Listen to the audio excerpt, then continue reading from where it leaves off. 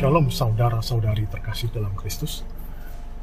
Hari ini saya ingin berbagi tentang hidup bertetangga ya. Saya agak sedih sih dengar berita ini. Hal sepele, renovasi rumah. Tapi rumah dalam kompleks kan dempetan ya. Jadi ya tetangga merasa terganggu gitu dengan adanya renovasi, tapi kan tidak bisa dihindari juga. Yang jadi masalah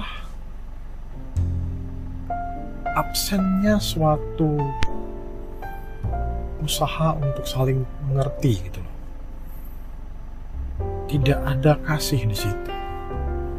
Padahal kalau saya lihat dari namanya, kedengarannya dua-duanya pengikut Kristus. Tapi mereka ribut, bahkan sampai saling ancam akan menuntut secara hukum.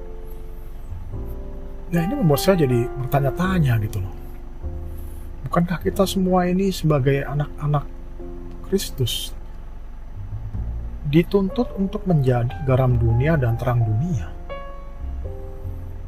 Pada saat kita dibaptis, harusnya kan kita menerima Roh Kudus di situ.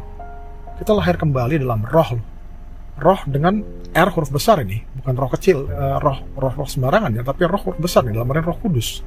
Kalau kita sudah menerima Roh Kudus, seharusnya kita menjadi garam dunia dan terang dunia. Kalau Anda masak, ya terlepas dari bahan baku apapun ya kita ngomong ya, waduh daging terbaik Wagyu, sorry ya saya cuma tahu daging sapi paling bagus itu Wagyu. Kalau Anda yang ngerti masak mungkin lebih ngerti dari saya. Dengan bawang apa semua masuk, kapulaga, kemiri, ketumbar, kentang, semua masuk dalam satu, kita masak sop gitu deh. Tapi bagaimanapun hasil masakan itu pasti hambar kalau nggak ada garam. Jadi bukankah harusnya kalau kita garam dunia, kelompok masyarakat ya, dalam artian ini tetangga ini, satu RT, satu kompleks, itu hambar kalau nggak ada orang Kristen. Dengan adanya orang Kristen, hidup bertetangga itu jadi enak, harusnya jadi menyenangkan.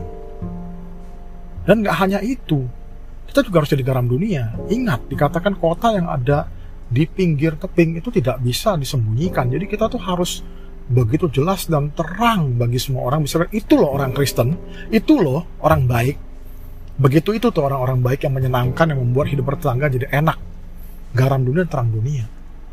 Ini malah dua orang yang konon pengikut Kristus, konon sudah dibaptis dan menerima Roh Kudus, malah ribut. Sama sekali tidak menjadi cerminan rupa Tuhan. Ingat cerita tentang pembayaran pajak bait Allah ya. Yesus minta 1 dinar kan. Di situ ada rupa kaisar. Dan Yesus mengatakan, berikan kepada kaisar apa yang menjadi hak kaisar dan berikan kepada Tuhan apa yang menjadi hak Tuhan. Pertanyaan lanjutannya, di manakah rupa Tuhan itu berada?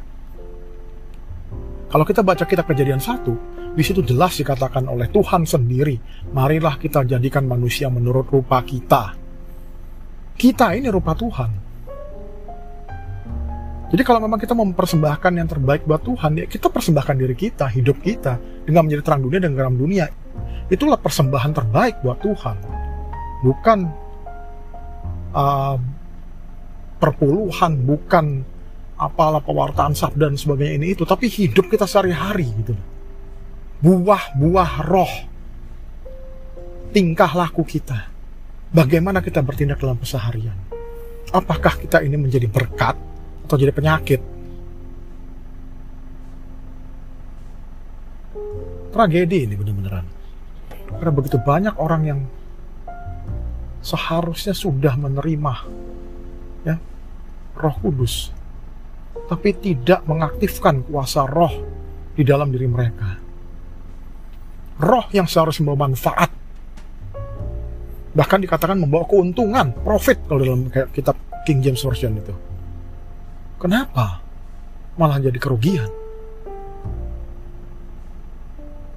Itu jelas mereka ini belum menjadi cermin, ya, belum menjadi cerminan rupa Tuhan.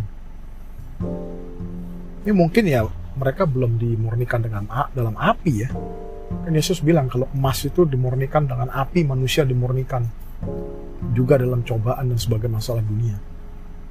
Ya mungkin mereka belum dimurnikan, saya nggak tahu. Nah, sedikit cerita, kalau Anda lihat tahu peleburan emas zaman dulu itu tinggal dibakar sampai meleleh, semua zat-zat yang tidak murni itu mengambang ke atas karena emas itu sangat berat ya, dia akan turun dalam cairan dan dia cairan paling berat. Jadi semua tanah pokoknya zat-zat lain yang bukan emas itu akan terapung ke atas. Nah, itu akan dibuang dan si tukang pelebur emas ini akan ngaca gitu, bercermin, lihat udah terpantul belum rupa dia ke atas emas itu. Kalau masih buram, dia bakar lagi. Artinya masih ada ketidakmurnian. Dan proses ini akan terus-terusan diulang sampai semua ketidakmurnian itu timbul ya, dibuang. Nah, emas murni itu mengkilat seperti kaca. Nah, disitulah jadi bagaikan emas dimurnikan dengan api. Ya, jadi sampai si tukang emas ini bisa mengaca, melihat cermin diri di atas emas. Hendaknya kita dimurnikan sampai kita bisa menjadi cermin Yesus. Jadi pada saat orang melihat kita, anak-anaknya, orang bisa melihat ada Yesus di dalam kita masing-masing. Ya, itu sajalah. Terima kasih semuanya, saudara-saudara kasih. Tuhan memberkati. Have a good weekend.